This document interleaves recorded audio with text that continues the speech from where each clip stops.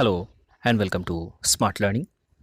আজকে আমি UPSC 2020 প্রিলিমসের vision আইএসের prelims test series 1 question answer আলোচনা করব। এটাকে তোমরা মক টেস্ট 1 হিসেবে ধরে নিতে পারো। তো কোয়েশ্চেন দেখার সাথে সাথে তোমরা পজ করে অ্যান্সার করার চেষ্টা করবে। আমি তারপর উত্তর এবং তার এক্সপ্লেনেশনটা বলে দেবো। তোমরা যদি এরপর আরও এই ধরনের ভিডিও চাও পরের সিরিজগুলোর, তাহলে অবশ্যই নিচে কমেন্ট বক্সে কমেন্ট করবে, লাইক করবে, শেয়ার করবে। চলো শুরু করা যাক। Test 1, question number 1। আচ্ছা, এটা কমপ্লিট ইন্ডিয়ান পলিটি থেকে। ইন্ডিয়ান পলিটির যতগুলো কোয়েশ্চেন আছে 100টা কোয়েশ্চেন কিন্তু কমপ্লিট ইন্ডিয়ান পলিটি থেকে। আর এতে শুধুমাত্র স্ট্যাটিক পোর্শনই আছে, কোনো কারেন্ট অ্যাফেয়ার্স পোর্শন কিন্তু নেই। নেক্সট যে সমস্ত সিরিজগুলো আছে, টেস্ট 4, 5, 6, 8, 9, নেক্সট সিরিজ অনেকগুলো, সেগুলো কারেন্ট অ্যাফেয়ার্সের আলাদা আলাদা সিলেবাস অনুযায়ী আছে। তো এটাতে শুধুমাত্র polity. Question number 1, Indian constitution is called a living document because. ভারতীয় সংবিধানকে জীবন্ত দলিল বলা হয় কারণ number 1, Indian constitution is open to changes as per the changing needs of the society.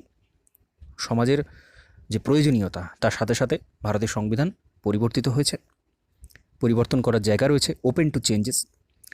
Number 2, the constitution provides enough flexibility of interpretation for both political class and the judiciary. ভারতীয় সংবিধান যথেষ্ট ফ্লেক্সিবল, যথেষ্ট স্থিতিস্থাপক অবস্থান রয়েছে, যেটা political শ্রেণী এবং বিচার ব্যবস্থা দুজনেরই ইন্টারপ্রেট করার যথেষ্ট জায়গা রয়েছে। Select the correct answer in the code given below.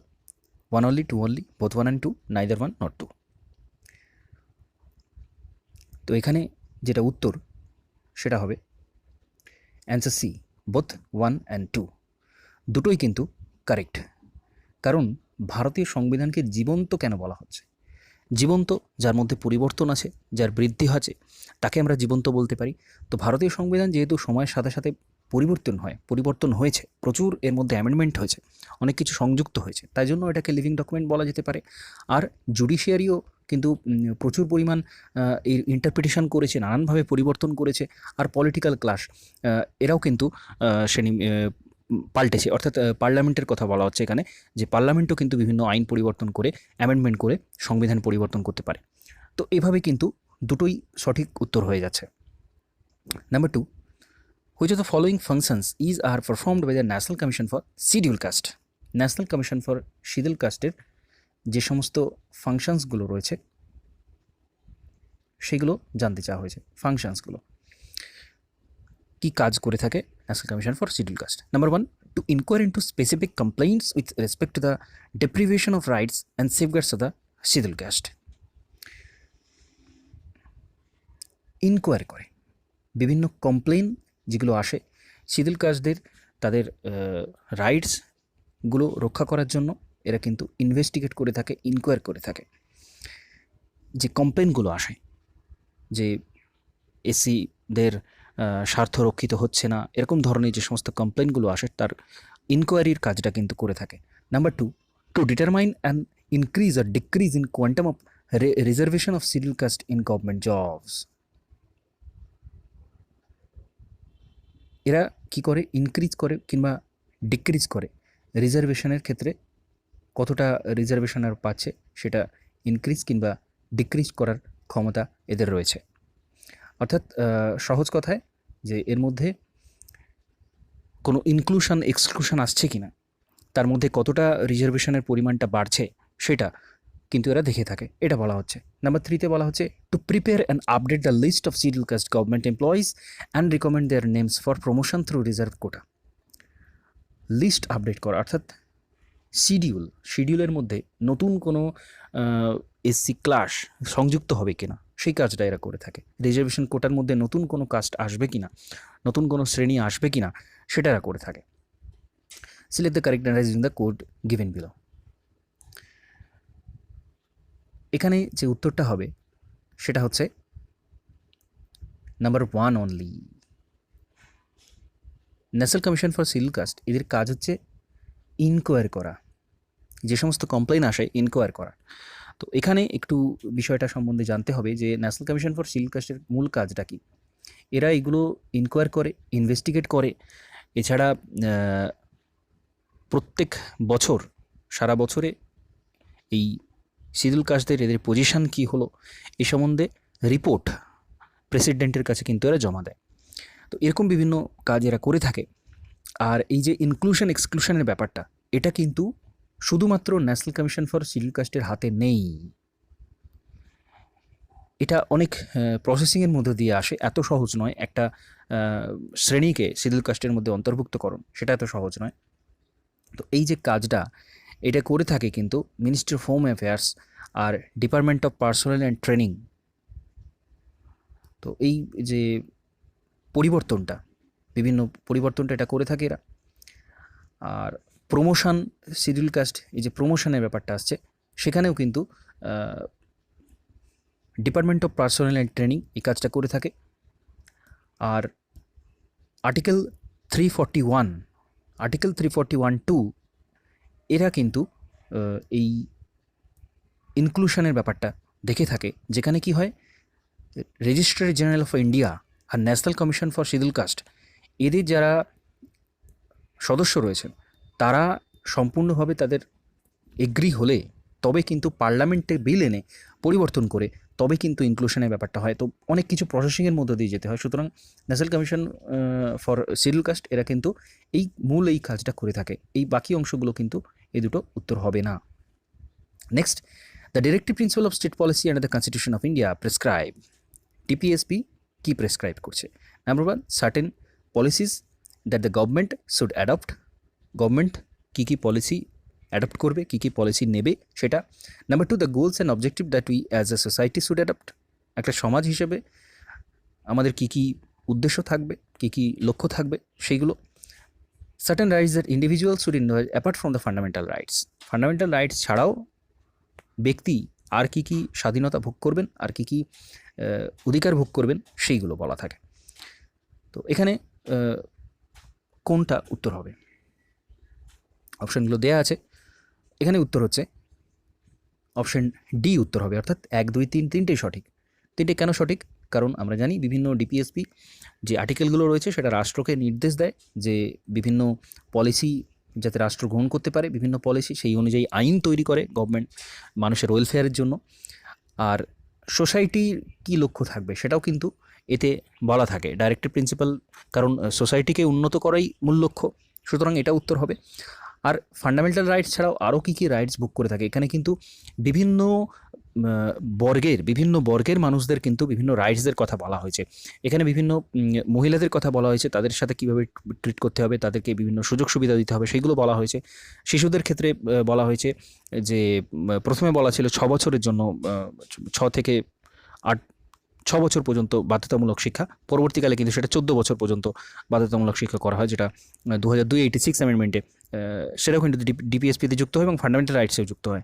সুতরাং ফান্ডামেন্টাল রাইটস বাদেও এখানে কিন্তু এই শিশুদের অধিকারের কথা বলা হচ্ছে, মহিলাদের অধিকারের কথা বলা হচ্ছে, এছাড়াও এসটিদের অধিকারের কথা বলা হচ্ছে। সুতরাং এটাও সঠিক উত্তর হবে। এই তিনটি সঠিক উত্তর হচ্ছে ডি 1, 2 and 3।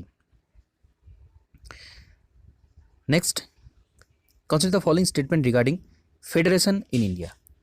ফেডারেশন এই কথাটা ভারতবর্ষে কীভাবে রয়েছে, কোথায় রয়েছে? It is characterise by independence, judiciary and bicameralism. Federalism বলতে স্বাধীনতা বোঝায়, জুডিশিয়ারির স্বাধীনতা, এবং বাইক্যামেরালিজম বোঝায় অর্থাৎ ওই দুটি কক্ষ, সংসদে দুটি কক্ষ, এবং বাইক্যামেরালিজম বলতে আবার সেন্টার স্টেট দুটোর কথাই বলা হচ্ছে। The term federation has been nowhere been used in the Indian constitution. Federation কথাটা সংবিধানের কোনো এলাকাতেই লেখা নেই, বলা নেই, ব্যক্ত করা নেই যে federation. Number 3, it has been describe as quasi federal in nature. এই যে ফেডারেশন কথাটা ভারতবর্ষের ক্ষেত্রে কোয়াসি ফেডারেল প্রকৃতির। তো এখানে উত্তর কোনটা হবে?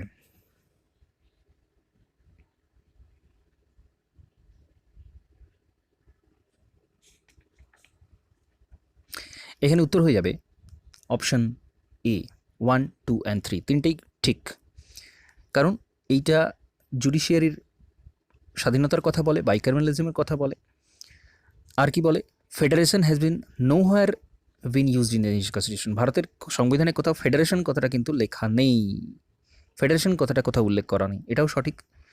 Next, it has been described as quasi federal in nature. Quasi federal কিন্তু বলা হয়ে থাকে। KC হোয়ার উনি কিন্তু ভারতবর্ষের এই ব্যবস্থাটাকে, ভারতবর্ষের যে ফেডারেশন ব্যবস্থাটা রয়েছে, যুক্তরাষ্ট্রীয় যে ব্যবস্থাটা রয়েছে ভারতবর্ষে, তাকে কিন্তু কোয়াসি ফেডারেল বলেছিলেন KC হোয়ার। এছাড়া আরও অনেকে ভারতবর্ষের এই ব্যবস্থাটাকে কিন্তু অনেক নাম দিয়েছেন, কোঅপারেট ফেডারেলিজম বলেছেন, গ্র্যানভিল অস্টিন, এরকম বিভিন্ন জন বিভিন্ন রকম বলেছেন। তো এখানে কিন্তু তিনটেই সঠিক উত্তর হয়ে যাবে। Next, consider the following statement reference to high courts. হাইকোর্টসের ব্যাপারে কী কী বলা রয়েছে? It can withdraw a case pending in a subordinate court if it involves a substantial question of law that require the interpretation of the constitution. তো এর কী করতে পারে?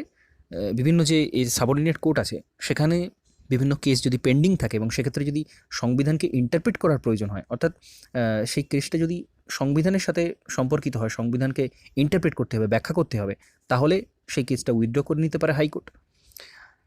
It was the power to review and correct its own judgment or order or decision. হাইকোর্টের কোনো নিজস্ব order, decision এবং judgement সে কিন্তু পরিবর্তন করতে পারে। Number 3, it has the power to adjudicate interstate dispute matter. Interstate, বিভিন্ন রাজ্যের মধ্যে যদি কোনো ডিসপুট ম্যাটার্স থাকে সেক্ষেত্রে এ কিন্তু বিচার করতে পারে।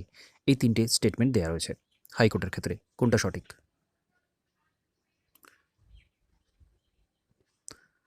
এখানে উত্তর হবে option A 1 and 2 only. Interstate ডিসপুটের ক্ষেত্রে কিন্তু হাইকোর্টের কোনো ক্ষমতা নেই।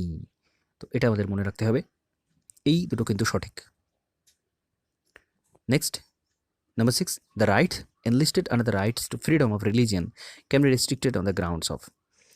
ফ্রিডম অফ রিলিজিয়ান, ধর্মীয় যে সমস্ত স্বাধীনতা, সেটা কখন রেস্ট্রিকশন আনা যেতে পারে তার মধ্যে?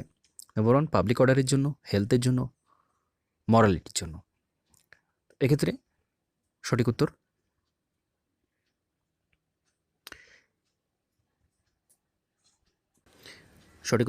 Option D. পাবলিক অর্ডারের ক্ষেত্রে, হেলথের ক্ষেত্রে বা মরালিটির ক্ষেত্রে এই ফ্রিডম অফ রিলিজিয়ান এটা কিন্তু রেস্ট্রিকশন আনা যেতে পারে। এক্ষেত্রে একটা গুরুত্বপূর্ণ কেস রয়েছে, আনন্দ মার্গ case.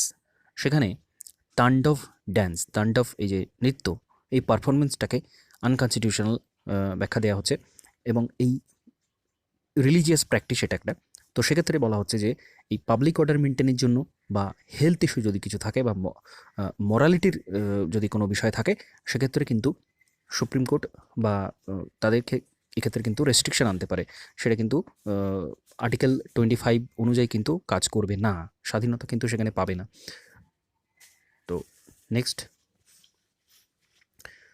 Which of the following has been described as the horoscope of our sovereign democratic republic. তো এর মধ্যে কোনটা আমাদের সভারিং ডেমোক্রেটিক রিপাবলিকের হরোস্কোপ হিসেবে বলা যেতে পারে? Fundamental rights, directive principle of state policy, preamble, fundamental duties. এক্ষেত্রে কোনটা উত্তর হবে? সরাসরি এখানে কিন্তু উত্তর হবে প্রিয়াম্বেল।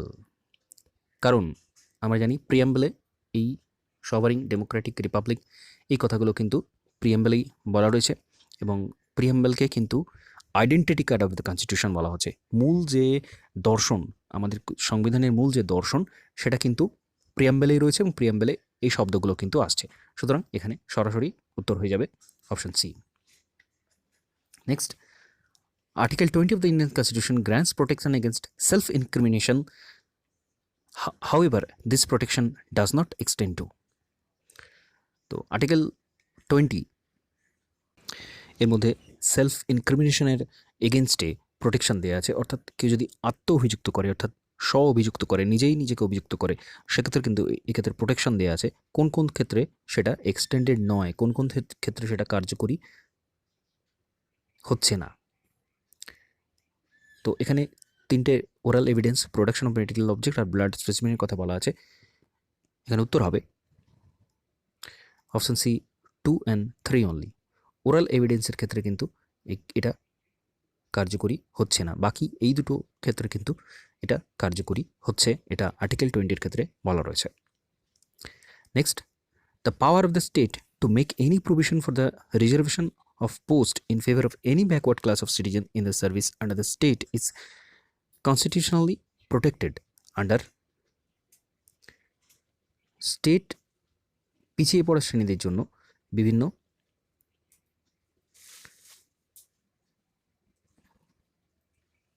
তো তারা কিন্তু রিজার্ভেশন আনতে পারে। এটা কোথায় বলা রয়েছে, প্রোটেকশন এটা কোথায় দেওয়া রয়েছে?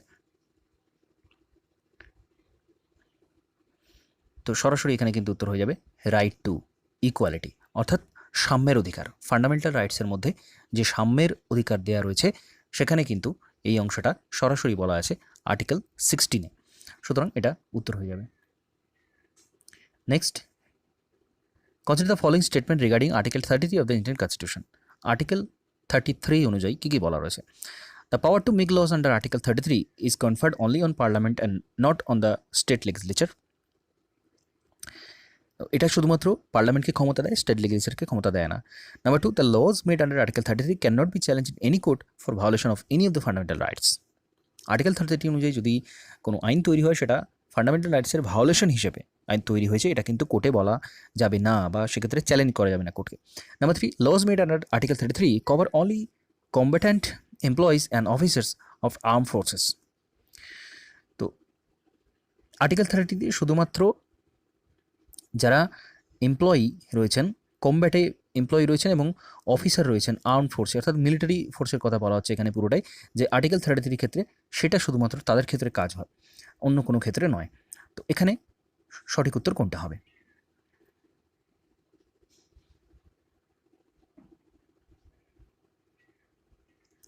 এখানে সঠিক উত্তর হবে option A, 1 and 2 only. First of all আমাদের জানতে হবে যে আর্টিকেল 33-তে কী বলা আছে। এক্ষেত্রে যেটা হচ্ছে আর্টিকেল 33 যে বলা রয়েছে যে article 33 empower the Parliament to restrict or abrogate the fundamental rights of the members of arm forces, paramilitary forces, police force, intelligence agencies and analogous forces. The objective of this provision is to ensure the proper discharge of their duty and the maintenance of the discipline among them. সুতরাং যারা বিভিন্ন military force, police force, এই যে force রয়েছে, intelligence agency, এরা যে রয়েছে, তো এদের ক্ষেত্রে বিভিন্ন আইন কিন্তু পার্লামেন্ট তৈরি করতে পারে। এদের ডিউটি ঠিকঠাক করার জন্য, এদের মেনটেনেন্স ঠিকঠাক যেন এরা করতে পারে তার জন্য কিন্তু পার্লামেন্ট বিভিন্ন আইন আনতে পারে, এবং এটা কোনো স্টেট লেজিসলেচারকে দেয়া নেই এই ক্ষমতাটা, শুধুমাত্র পার্লামেন্ট। কারণ সর্বভারতীয় ক্ষেত্রে বিষয়টা আসছে, মিলিটারি ক্ষেত্রে আসছে, পুলিশের ক্ষেত্রে আসছে, তো সেটা স্টেট লেজিসলেচারকে কিন্তু ক্ষমতা দেয়া নেই আর্টিকেল 33-তে কোনো আইন তৈরি করার। সুতরাং অপশান এ ঠিক।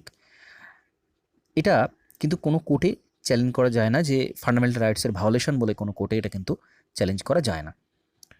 তো এটাই অনুযায়ী কিন্তু আর্মি অ্যাক্ট 1950-এর আর্মি অ্যাক্ট তৈরি করেছে পার্লামেন্ট, নেভি অ্যাক্ট তৈরি করেছে, এয়ারফোর্স অ্যাক্ট তৈরি করেছে, যত রকম ফোর্স রয়েছে আমাদের এয়ারফোর্স, নেভি, আর্মি, 1950-এ কিন্তু প্রত্যেকটার আইন তৈরি করেছে পার্লামেন্ট কিন্তু এই আর্টিকেল 33-র ওপর ভিত্তি করেই। সুতরাং এবং এটা কোর্টে কিন্তু ভায়োলেশন বলে যাওয়া যায় না, সুতরাং এটা সঠিক হয়ে যাবে। এখানে কিন্তু বলা আছে laws made under Article 3 over cover only combatant employees and officers of armed forces. এটা কিন্তু সঠিক হচ্ছে না। এখানে শুধুমাত্র আর্মড ফোর্স কিন্তু নয়, আর্মড ফোর্সের সাথে সাথে যারা মেম্বার রয়েছে, আর্মড ফোর্সের বিভিন্ন মেম্বার থাকে, তাদের কার্পেন্টার থাকে, তাদের মেকানিক্স থাকে, তাদের কুকস থাকে, বিভিন্ন টেলার থাকে আর্মিদের, তাদের সাথেই থাকে, তাদের ক্ষেত্রেও কিন্তু এই আইনটা প্রযোজ্য। শুধুমাত্র যারা যুদ্ধক্ষেত্রে যাচ্ছেন তাদের না, তাদেরকে যারা হেল্প করছেন এর সাথে সাথে তো তারাও কিন্তু এর মধ্যে পড়ছেন। সামগ্রিকভাবে কিন্তু সকলের জন্য এই আইনটা কিন্তু কাজ করছে। সুতরাং এটা কিন্তু সঠিক উত্তর নয়, অপশান 3টা কিন্তু ভুল। শুধুমাত্র কমব্যাট ফোর্সের শুধুর জন্য শুধুমাত্র নয়, তাদের যারা হেল্প করছেন তাদের ক্ষেত্রেও আইনটা প্রযোজ্য। সুতরাং উত্তর হবে answer A. Next, which of the following employees, officers are covered under the jurisdiction of central administrative tribunal. Central administrative ট্রিবিউনালের মধ্যে কারা কারা আসছেন? Number 1, officers and servants of the Supreme Court. Number 2, the secretarial staff of the Parliament, officers of all India services, civil employees of defence services. এই চারটে দেওয়া রয়েছে এবং অপশান দেওয়া রয়েছে। এখানে উত্তর হয়ে যাবে C, 3 and 4 only. All India সার্ভিসের যারা অফিসার রয়েছে তারা এবং civilian employee of defence service যারা রয়েছেন এরা কিন্তু এই সেন্ট্রাল অ্যাডমিনিস্ট্রেটিভ ট্রিবিউনালের মধ্যে কিন্তু আসছেন। তো সেন্ট্রাল অ্যাডমিনিস্ট্রেটিভ ট্রিবিউনাল এটা কি? এটা হচ্ছে central administrative tribunal exercise original jurisdiction in relation to recruitment and all service matter, recruitment and all service matters of public servant covered by it। তাহলে যত পাবলিক সার্ভেন্ট রয়েছে তাদের রিক্রুটমেন্টের পুরো ম্যাটারটা কিন্তু এর মধ্যে আসছে এবং এর জুরিসডিকশনের মধ্যে কারা আসে?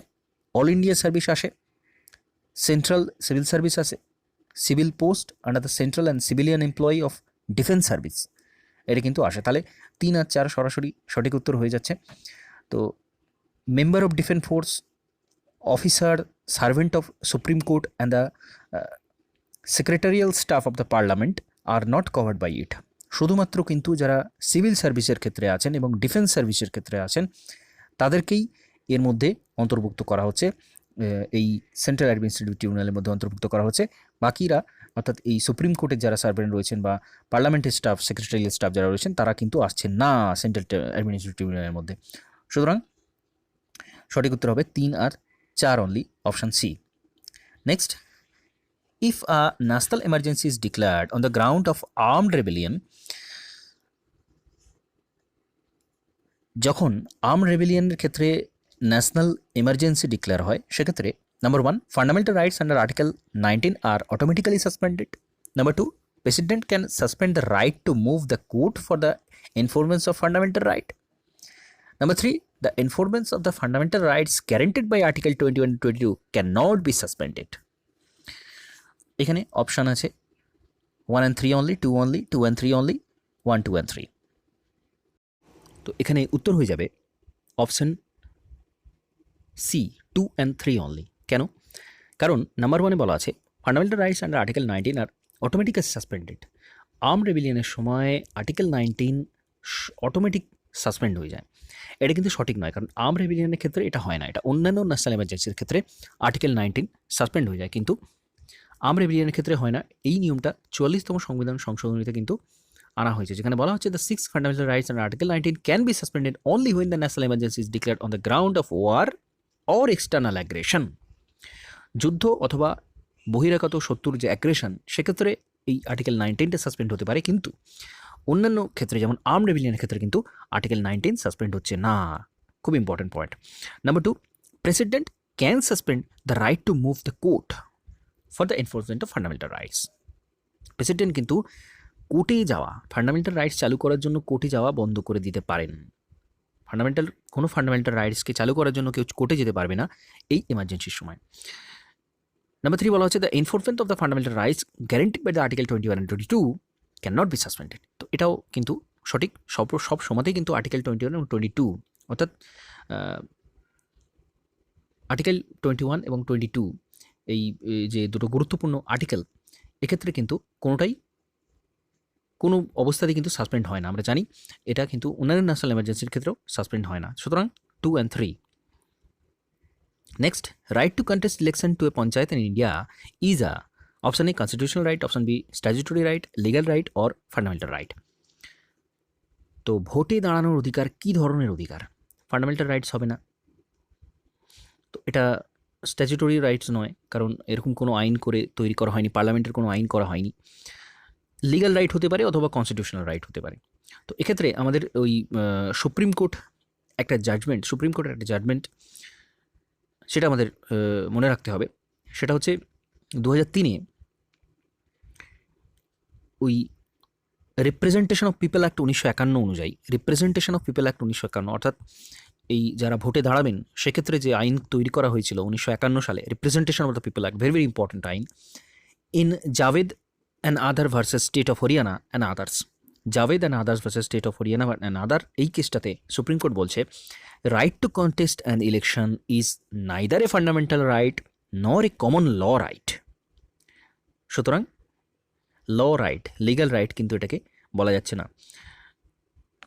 Right to contest an election is neither a fundamental right nor a common law right. It is right conferred by a state as the most is view of Part 9 having been added in the Constitution. A right to contest election for an office in Panchayat may be said to be a constitutional right. Constitutional right. সুতরাং a right to contest election for an office in Panchayat may be said to be a constitutional right. সুতরাং এখানে উত্তর হয়ে যাবে constitutional right. Supreme কোর্টের এই যে বয়ানটা এখানে কিন্তু উল্লেখযোগ্য, এবং এই ভোটে দাঁড়ানো, পঞ্চায়েতের ক্ষেত্রে ভোটে দাঁড়ানো, এটা কিন্তু একটা কনস্টিটিউশনাল রাইট হিসেবে গণ্য হচ্ছে। Next, which of the following are the characteristic of parliamentary form of the government of India? ভারতের ক্ষেত্রে পার্লামেন্টারি ফর্ম, এই যে গভর্নমেন্টের পার্লামেন্টারি ফর্ম, তার কি বৈশিষ্ট্য রয়েছে? Number 1, sovereignty of the Indian parliament, Indian পার্লামেন্টের সার্বভৌমত্ব। Number 2, presence of nominal and real executive, nominal executive এবং রিয়েল এক্সিকিউটিভের উপস্থিতি, অর্থাৎ ওই প্রধানমন্ত্রীর সর্বময় ক্ষমতা এবং যেটাকে বলেছে রিয়েল এক্সিকিউটিভ এবং নমিনাল এক্সিকিউটিভ, অর্থাৎ প্রেসিডেন্ট যিনি নামে মাত্র ক্ষমতায় থাকেন কিন্তু মূল ক্ষমতা প্রধানমন্ত্রী, সেটা বলা হচ্ছে। Number 3, collective responsibility of the executive to the legislature, collective রেসপন্সিবিলিটির কথা বলা হচ্ছে, অর্থাৎ এক্সিকিউটিভরা কিন্তু কালেকটিভলি রেসপন্সিবল থাকে, যে কোনো ডিসিশন, মন্ত্রিসভার যে কোনো ডিসিশনে কিন্তু সকলে দায়ী থাকেন কোনো একটা ডিসিশনের জন্য। যাই হোক, তো এখানে কোনটা সঠিক উত্তর হবে? এখানে সঠিক উত্তর হচ্ছে অপশান সি, 2 and 3 অনলি। এটা তো আমরা জানি প্রধানমন্ত্রী, মূল ক্ষমতা প্রধানমন্ত্রী থাকে কিন্তু নামে ক্ষমতা থাকে রাষ্ট্রপতি। নাম্বার 3 কি বলছে? Responsibility of executive to the legislature, collective responsibility, মন্ত্রিসভার যে কালেকটিভ রেসপন্সিবিলিটি, অর্থাৎ যে কোনো ডিসিশনের জন্য সামগ্রিকভাবে মন্ত্রিসভা সামগ্রিকভাবে দায়ী থাকেন যে কোনো ডিসিশনের জন্য। তো সেটা কালেকটিভলি রেসপন্সিবল, এবং সেটা লেজিসলেচারের কাছে কিন্তু তারা রেসপন্সিবল থাকেন, তারা কিন্তু জবাবদিহি করতে বাধ্য থাকেন সংসদে। তো সেটা কালেকটিভ রেসপন্সিবল বলা হচ্ছে। এই দুটো কিন্তু ভারতের ক্ষেত্রে, ভারতের পার্লামেন্টারি ফর্ম যে গভর্নমেন্ট, তার ক্ষেত্রে কিন্তু এই দুটো সঠিক। কিন্তু সভারেন্টি অফ পার্লামেন্ট কিন্তু নয়, কারণ পার্লামেন্ট যা বলবে সেটাই হবে, এইটা কিন্তু হয় না।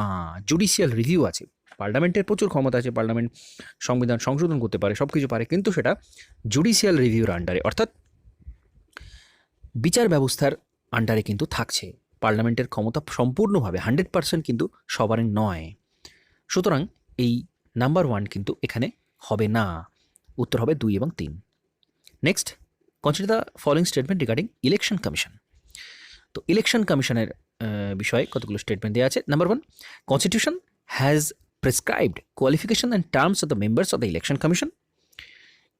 সংবিধানে ইলেকশন কমিশনের যে মেম্বার আছেন তাদের কোয়ালিফিকেশন কতটা থাকবে সেটা বলা আছে, এবং তাদের টার্ম কতদিনের জন্য তারা নিযুক্ত হবেন সেটা বলা আছে। Number 2, retiring election commissioners are debarred from any further appointment by the government. Election commissioner যারা রিটায়ার করছেন তারা সরকারের আর কোনো পদে থাকতে পারবেন না, পুনর্নিযুক্ত হতে পারবেন না অন্য কোনো পদে। এই দুটো স্টেটমেন্ট দেওয়া আছে। এর মধ্যে কোন স্টেটমেন্টটা সঠিক বা কোনটা ভুল বা কোনোটাই নয়? তো এখানে উত্তর হবে অপশন ডি, নাইদার 1 nor 2। 1, 2 কোনোটাই সঠিক নয়, কারণ সংবিধানে কিন্তু এই ইলেকশন কমিশনের ক্ষেত্রে ইলেকশন কমিশনার যারা হবেন, যারা মেম্বার থাকবেন ইলেকশন কমিশনের, তাদের যে এডুকেশনাল কোয়ালিফিকেশান, জুডিশিয়াল বা অ্যাডমিনিস্ট্রেটিভ কোয়ালিফিকেশান বা লিগাল কোনো কোয়ালিফিকেশানের কথা কিন্তু সংবিধানে উল্লেখ করা নেই। আর অন্য যে স্টেটমেন্টটা রয়েছে, টার্মের ক্ষেত্রেও কোনো কিছু বলা নেই যে ইলেকশন কমিশনার যে যারা আছেন তাদের কতদিনের জন্য নিযুক্ত করা হচ্ছে, সেই পার্টিকুলার কোনো নির্দিষ্ট সময়ের কথা কিন্তু সংবিধানে বলা নেই। আবার নাম্বার 2 যেটা বলা রয়েছে, ফার্দার রিঅ্যাপয়েন্টমেন্ট করা যাবে না, এরকম কোথাও কনস্টিটিউশনে লেখা নেই। এরা কিন্তু অন্য কোনো যে কোনো সংস্থাতে, গভর্নমেন্টের সংস্থাতেও তারা কিন্তু নিযুক্ত হতে পারেন। সুতরাং এখানে উত্তর হয়ে যাবে neither 1 nor 2, option D. Next question বলা আছে, consider the following passage. It was known as the act for the good government of India. It abolished the East India Company and transferred the power, the government, territories and revenues to the British Crown.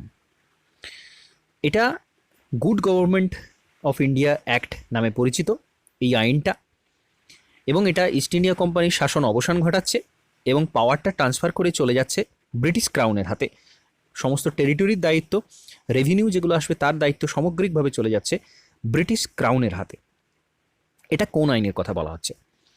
Government of India act 1958, charter act 1853, Indian council act 1861, অথবা government of India act 1919। তো এটা অত্যন্ত সহজ একটা question. এটা বলা হচ্ছে কিন্তু গভর্নমেন্ট অফ ইন্ডিয়া অ্যাক্ট 1858-এর কথা। 1858 গভর্নমেন্ট অফ ইন্ডিয়া অ্যাক্ট, আমরা জানি 1857 সিপাহি বিদ্রোহের অবসান ঘটার পর সরাসরি ইস্ট ইন্ডিয়া কোম্পানির অবসান ঘটিয়ে ব্রিটিশ ক্রাউনের হাতে ক্ষমতা পাঠিয়ে দেওয়া হয়, যেটাকে গুড গভর্নমেন্টস অ্যাক্টও বলা হয়। তো এটা উত্তর হয়ে যাবে option A, government of India act 1858।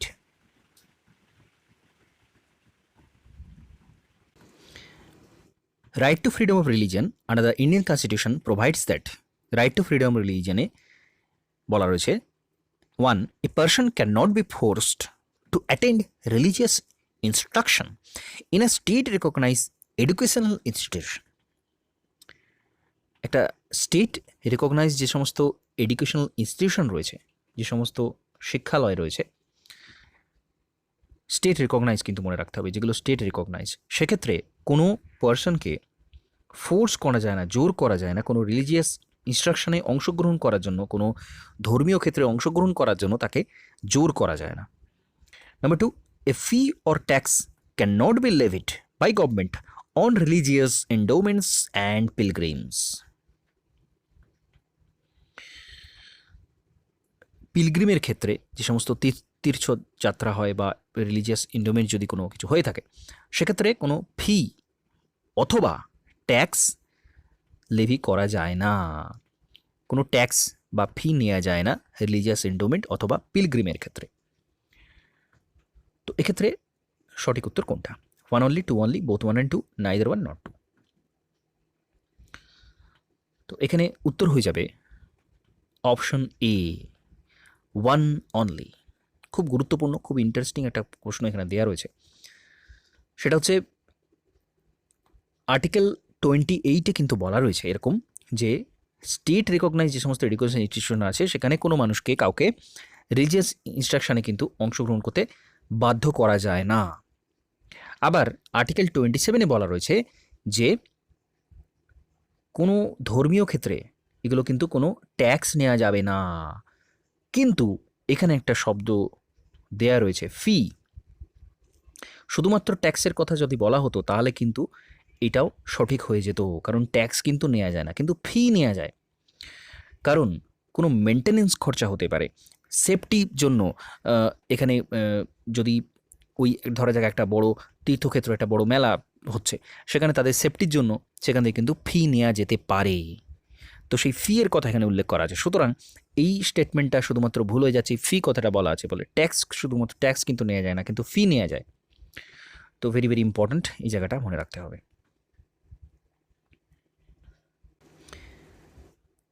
With reference to the non-resident Indians or NRI and overseas citizens of India OCI card holder, consider the following statement. OCI card holder এবং NRI এদের ক্ষেত্রে এই স্টেটমেন্টগুলো দেওয়া আছে। Number 1, both required entry visa for visiting India for any purpose। এদের ক্ষেত্রে প্রত্যেকের entry visa প্রয়োজন হয় ভারতে প্রবেশের ক্ষেত্রে। Number 2, both are at par in terms of matter relating to the acquisition of agriculture or plantation properties। এরা agricultural land, কৃষিক্ষেত্র বা প্ল্যান্টেশন যেগুলো হয় সেই সমস্ত ল্যান্ড নিতে পারে, গ্রহণ করতে পারে। Which of the statement given above is are correct? Option A 1 only, option B 2 only, option C both 1 and 2, D neither 1 not 2। এখানে উত্তর হবে অপশন ডি। কারণ ওসিআই কার্ড যারা রয়েছে এদের ক্ষেত্রে বা এনআরই এদের ক্ষেত্রে, যাদের ওসিআই কার্ড রয়েছে তাদের ক্ষেত্রে কিন্তু কোনো ভিসা লাগে না। ওসিআই কার্ডের এটাই এটা বিশেষ গুরুত্ব। আরও অনেক বিভিন্ন সুযোগ সুবিধা দেওয়া হয়, তার মধ্যে একটা প্রধান হচ্ছে ভিসা এদের ক্ষেত্রে লাগে না। আবার অন্যদিকে এরা সমস্ত ধরনের স্বাধীনতা বিভিন্ন ধরনের ভোগ করে থাকেন, অর্থনৈতিক ক্ষেত্রে বিভিন্ন রাজনৈতিক ও সামাজিক ক্ষেত্রে সুবিধা ভোগ করে থাকেন, কিন্তু এরা কোনো এগ্রিকালচারাল ল্যান্ড এবং প্ল্যান্টেশন প্রপার্টিজ কিন্তু কিনতে পারেন না, এক্সেপশন রয়েছে এই ক্ষেত্রে। সুতরাং উত্তর হয়ে যাবে neither 1 nor 2। Next question, consider the following statement regarding special officer for linguistic minorities. Linguistic মাইনরিটিসের জন্য স্পেশাল অফিসার সে সম্পর্কে। Number 1, constitution provide for the office of special officer for linguistic minorities in each state. প্রত্যেকটি রাজ্যে একটা করে linguistic minority officer থাকবেন, এটা সংবিধানে দেওয়া রয়েছে। Number 2, only persons having experience of more than 10 years in the field of minority welfare can be appointed to the office। শুধুমাত্র যাদের মাইনরিটি অ্যাফেয়ারের ক্ষেত্রে, মাইনরিটি ওয়েলফেয়ারের ক্ষেত্রে 10 বছরের এক্সপিরিয়েন্স আছে, এইরকম কাউকে লিঙ্গুইস্টিক অফিসার হিসেবে নিয়োগ করা যাবে। কোনটা এর মধ্যে সঠিক, অথবা কোনোটাই সঠিক নয়, কোনটা? এখানে উত্তর হয়ে যাবে অপশন ডি, নাইদার 1 nor 2। কারণ লিঙ্গুইস্টিক মাইনরিটি অফিসার থাকবে, এটা সংবিধানে দেওয়া আছে, এবং একজনই মাত্র অফিসার থাকবেন, তিনি প্রেসিডেন্ট দ্বারা নিযুক্ত হবেন, এরকম সংবিধানে বলা আছে। কিন্তু প্রত্যেকটা স্টেটে একটা করে লিঙ্গুইস্টিক মাইনরিটি অফিসার থাকবেন এরকম বলা নেই। এখানে ইচ স্টেট কথাটাই কিন্তু ভুল হয়ে যাচ্ছে, ইচ স্টেট কথাটা যোগ করা আছে বলে। সুতরাং অপশান 1 হবে না, ভুল। নেক্সট, 10 বছরের এক্সপিরিয়েন্স থাকতে হবে, কি থাকতে হবে, কি থাকতে হবে না, কোনো কিছুই বলা নেই সংবিধানে। সংবিধানে constitution does not specify the qualification, টেনার, salaries, allowances, service condition and procedure for removal of the special officer for linguistic minorities. সুতরাং সংবিধানে কোনো কিছু স্পেসিফাই করা নেই। অপশন 2ও ভুল হয়ে যাচ্ছে, তাহলে উত্তর হচ্ছে option D, neither 1 nor 2। Next, the expression Union of India under Article 1 of the Indian Constitution include which of the following? Article 1-এ ইউনিয়ন অফ ইন্ডিয়া বলা রয়েছে, এর মধ্যে কোনগুলো ইউনিয়ন অফ ইন্ডিয়ার মধ্যে পড়ে? Territories of the states, union territories, territories that may be acquired by the government of India at any time. Select the correct answer is in the code given below. সুতরাং article 1-এ union of India বলতে কোনগুলো এর মধ্যে অন্তর্ভুক্ত হচ্ছে union of ইন্ডিয়ার মধ্যে? এখানে উত্তর হয়ে যাবে অপশন এ, 1 অনলি। শুধুমাত্র টেরিটরিজ অফ দ্য স্টেটস আসবে ইউনিয়ন অফ ইন্ডিয়ার মধ্যে। তো এখানে কেন এরকম হচ্ছে? আমাদের ইউনিয়ন অফ ইন্ডিয়া আর territory of India, union of India আর টেরিটরি অফ ইন্ডিয়া, এই দুটোর মধ্যে তফাৎ রয়েছে। কারণ টেরিটরি অফ ইন্ডিয়ার মধ্যে কিন্তু এই সামগ্রিক সমস্ত কিছু পড়ে, টেরিটরি অফ স্টেট পড়ে, ইউনিয়ন টেরিটরিজ পড়ে, এবং territories that may be acquired by the government of India at any time, এই সমস্তটা পড়ছে ইউনিয়ন অফ ইন্ডিয়ার মধ্যে নয়, টেরিটরি অফ ইন্ডিয়ার মধ্যে। ইউনিয়ন অফ ইন্ডিয়ার মধ্যে কিন্তু শুধুমাত্র স্টেটগুলোই পড়ে, অর্থাৎ ইউনিয়ন অফ ইন্ডিয়া বলতে শুধুমাত্র ভারতের যেটুকু অংশ রয়েছে ইউনিয়ন টেরিটরিজও পড়ছে না, শুধুমাত্র রাজ্যগুলোকে ধরা হচ্ছে ইউনিয়ন অফ ইন্ডিয়ার মধ্যে। কারণ ইউনিয়ন টেরিটরিজগুলো কেন্দ্রশাসিত, সুতরাং অটোমেটিক্যালি সেটা আসছে, সেই জন্য টেরিটরিজ অফ দ্য স্টেটকে ধরা হচ্ছে ইউনিয়ন অফ ইন্ডিয়ার মধ্যে, বাকি অংশটা কিন্তু ধরা হচ্ছে না, বাকিটা পুরোটাই পড়ে যাচ্ছে টেরিটরি অফ ইন্ডিয়ার মধ্যে। খুব ইম্পর্টেন্ট একটা পয়েন্ট, টেরিটরি অফ ইন্ডিয়া মধ্যে সমস্ত কিছু ইনক্লুডেড আছে, কিন্তু ইউনিয়ন অফ ইন্ডিয়ার মধ্যে শুধুমাত্র স্টেট ইনক্লুডেড।